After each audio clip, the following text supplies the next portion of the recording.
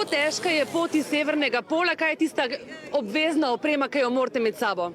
Dobra volja. Rezervna mašina v Tomosa. Ogromno mešanice, če ne pridemo.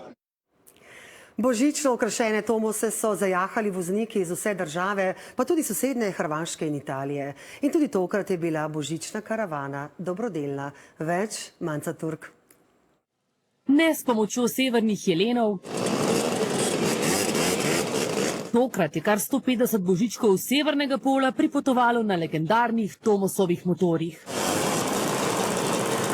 Strašno zmrzali, pa veliko snega. Mogli smo splužiti ceste, ampak v Kopru je vse sneg pobrati. Glavne prepreke je bilo dosti sladkarij za naložiti po poti in daril. In opremljene z dobrotami so najbolj nestrpno seveda pričakovali najmlajši. Bombone dajejo. Hvala. Jagamo napravga božička. In kaj si mu napisal? Pozabil sem že. A brez skrbi, dobri možje so si otroške želje natančno zapisali. Danes smo prišli v izvidnico. Tako. Čez 2 tedna pa zares. To pomeni, da so bili otroci letos pridni. Seveda so pridni, vsako leto. Kaj pa njihovi starši? Starši pa ne toliko.